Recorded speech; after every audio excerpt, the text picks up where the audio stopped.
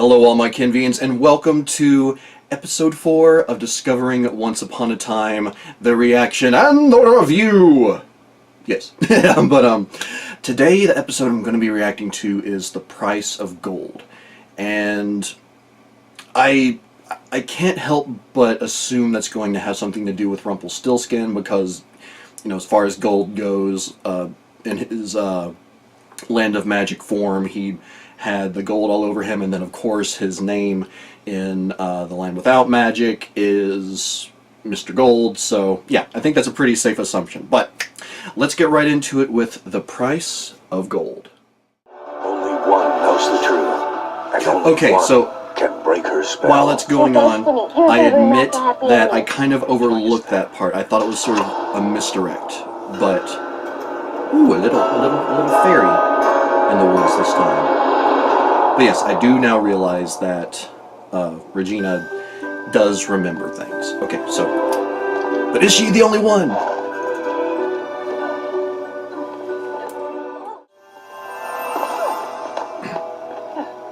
I'm your fairy godmother, and I'm here to change your life, Cinderella. Fairy godmother is hot. My stepmother told me that I couldn't go. Take you to your ball, to your prince, and to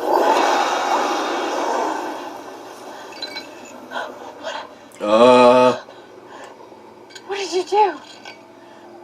No. Oh. I got what I wanted. There's no need. What do you want? Something precious. Oh, but you will. Sign on the dotted line. Do we have a deal? Pretty much literally a deal with the devil. Yes, thank you. Minus the blood, seemingly.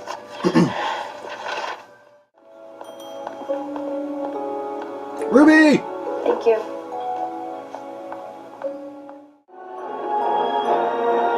Oh dear God. I have a thing about creepy dolls. Ugh. Ashley. Yay! I don't know if Mr. Gold is technically supposed to be a good or a bad guy. I'm assuming bad, and he probably deserved it.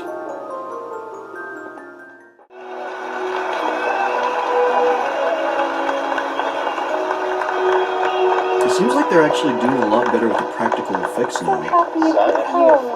Thank you, Father. Oh! The princes are brothers. Okay.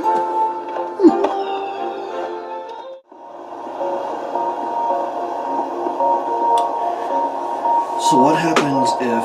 What'd she tell you? Henry, what the hell? I'm going to Boston. You can't come with me. You can't go to Boston. She can't. I'd like to alter the bargain. That's not what I do. I think you want to. And I think twins. Is that so? Ooh. You'll owe me a favor.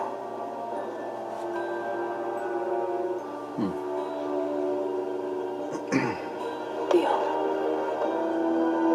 She'll be the one that can break the deal. Maybe. Absolutely. And I'm in. Gina gonna be okay with this? I don't care. It's my department. I'll see you Monday morning. See ya.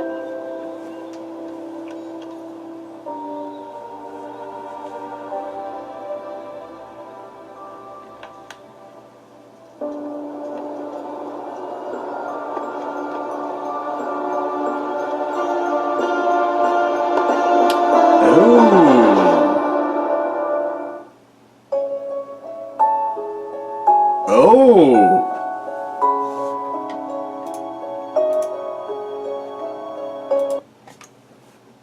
Oh! Well, I'm gonna leave it in there. Oh my. Okay then, pardon me while I add one more thing to the list here. Alright then, Well, let me put this way. With this episode, I honestly do feel like this show is on a very upward trend. Like, it feels like the episodes are just getting better and better. Like, quality-wise, I know in the first episode I kind of complained about all the CG that was used, like, for the palace and everything. They're definitely using practical effects more when it came to the palace, like with the wedding and the dancing and everything. Or at least it seemed so, so... Yeah, I honestly do. I really liked this episode, and again, I hope that the next episode keeps with that upward trend. But as to why I really did like this episode, let's get started with my favorite parts of this episode. Starting with the fairy godmother. Now, as you heard me say, wow, she's hot. And then also dead. That was unfortunate and completely took me by surprise. Like, I did not at all expect that to occur, and that's another reason why that's actually kind of my favorite part of, or one of my favorite parts of this episode, because I didn't expect him to go that direction at all. I mean, if they did something like that, I would think that maybe Rumplestiltskin one-upped her or did something. But no, he just destroyed her completely in a puff of smoke and a little bit of fire, seemingly. So, yeah, okay, so that's my first favorite part of the episode. My second favorite part is just the whole deal of Rumpelstiltskin's deal with Cinderella, and also Mr. Gold's deal with Ashley. Just the way that whole plot line worked out. And I don't know, it may not be entirely over. They may revisit that to some degree. Or maybe it just has been completely replaced with whatever deal has been put in place with Emma and Mr. Gold. But yeah, I like the way they did that. I thought it was, a pretty genius plan to go with the whole twins thing to alter the deal. And I don't know, in a situation like that, I thought that the actress that played Cinderella, she did a really good job of portraying legitimate fear and legitimate nervousness. Like, none of that acting was wooden. It was just very authentic, and it seemed like someone who was trying to keep it together and trying to be tricky without necessarily being very good at being tricky. So yeah, the entire plot line of this episode, circling around Rumpelstiltskin's deal with Cinderella, really well done, just really well done. And well, moving on from there, my third favorite part of this episode, and I guess this is sort of a continuing theme, I guess, just overall with the show so far, but Emma is damn strong. Like, in spirit, she's definitely grown. I mean, she's already a very confident person. She's very strong inward, but even as she develops and grows more into this motherly, but maybe not completely motherly role, but her relationship with Henry is just, the strength comes out more and more and more, and she shows her, like, she's able to show her vulnerable side, but at the same time back that up with just emotional strength and actual strength, seemingly. But yeah, just, she is damn strong. And like, the point of the episode where that really showed most was when she first met Ashley / Cinderella and gave, her spiel to her. So yeah, it's my third favorite part. Now, my fourth favorite part of this episode was just a very simple thing, and it's the fact that Henry pulled the guilt trip on Emma in order to stick around her. It's like, Emma says she's trying to do the right thing, she's trying to be responsible, and Henry says, well, I'm just trying to spend more time with you. That was... And again, the kid isn't a great actor. He is improving ever so slightly, but that was just a really well executed line. Like, that was just the perfect, like... You can imagine doe-wise looking up at Emma and just it being perfectly executed. So yeah, I really, really like that. Moving on from there, my fifth favorite part of this episode, well, it's kind of 2 in 1, but Ruby, for obvious reasons because I'm a guy, I'm sorry, but also Ruby's wolf thing. And it's obvious why, because like Red Riding Hood, but I'm curious what the red thing, or what the wolf thing is precisely. Like, is it just a memento? Is it perhaps a magic item hidden in some way? I don't know. But I'm really intrigued by what the wolf thing could be. But moving on from there, my sixth favorite part of this episode, and it's been shown in other episodes as well, and will be shown more, undoubtedly, but Rumplestiltskin and the man who portrays him, / Mr. Gold, but more so when he's Rumplestiltskin, is just friggin' terrifying.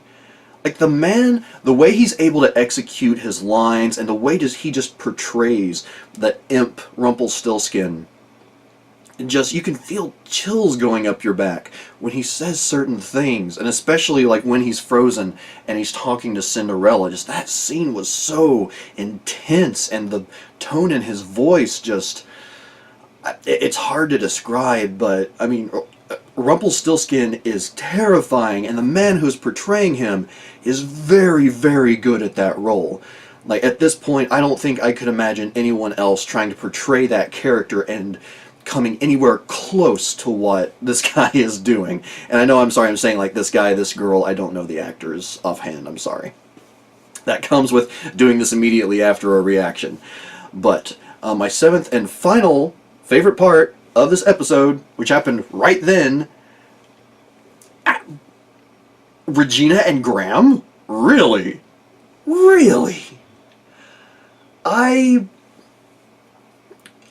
Okay, part of me kind of assumed that maybe something like that was happening, but I'll throw it out there. My theory was that, like, you know, the woman, or the person that Regina hooked up with was like the mirror guy, because of all the reflections with the mirrors. And that was a very good misdirect, because it made it seem like they were being very obvious with it, but in fact they were just, I mean, I know with me, and I assume others when they first watched the show, it's being very tricky. Just, it was amazingly done. That was just a well done end to that episode, and my God, it has me ready for the next one. But before I proceed on, I do have one annoyance with the episode, and that is the logic of why Henry is able to leave Storybrooke, but no one else can without something bad happening. Now, maybe something bad did happen to Henry and it just wasn't overly severe?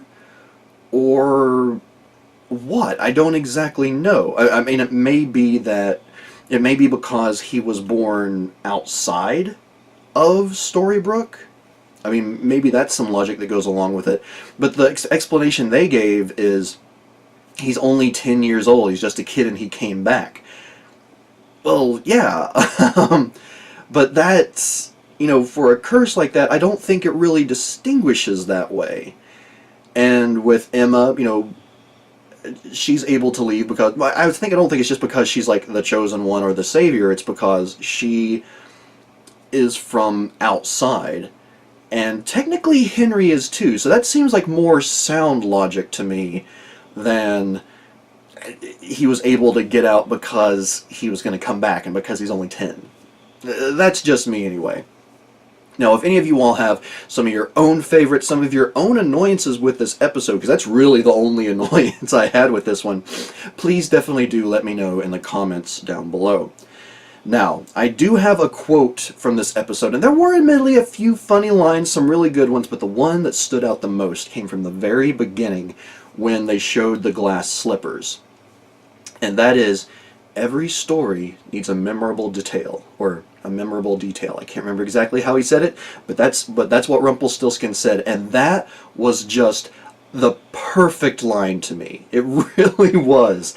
Of anything that was said, that will stand out in my mind the most.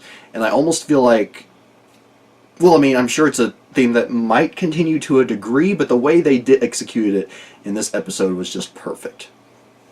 But moving on from there, songs-wise, nothing overly memorable as always. All the music sounded great, really appropriate.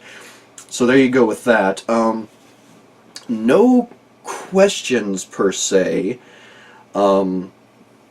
If I think of any, I might send them to Meleena and she'll edit them in here.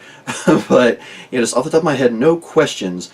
But when it came to a theory, I only had one.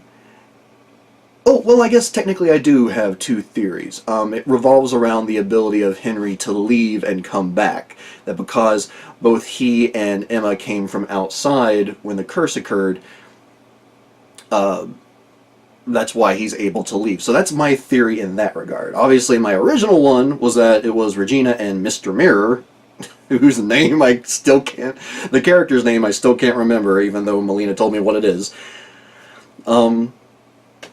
Yeah, that theory is just shot to pieces in place of my final favorite moment of the episode.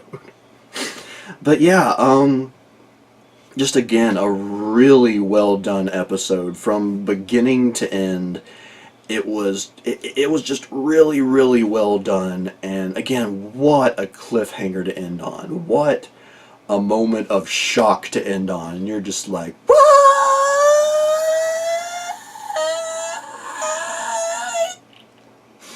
I was going to try and go a little bit higher, but sinuses, yay.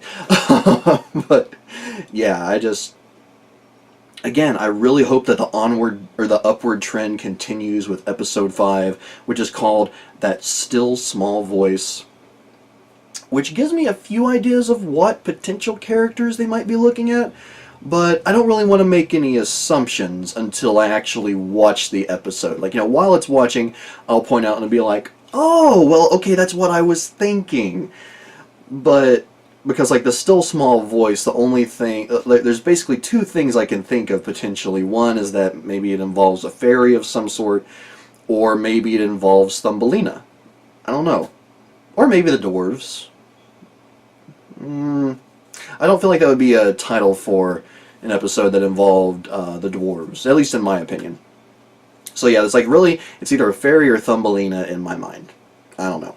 But... alright everyone, thank you very much for joining me for this reaction / review of the 4th episode of Once Upon a Time. And I will see you all next time for the next one, which again will be That Still Small Voice. And until then everyone, I am Papa Ken, and I'll see you next time.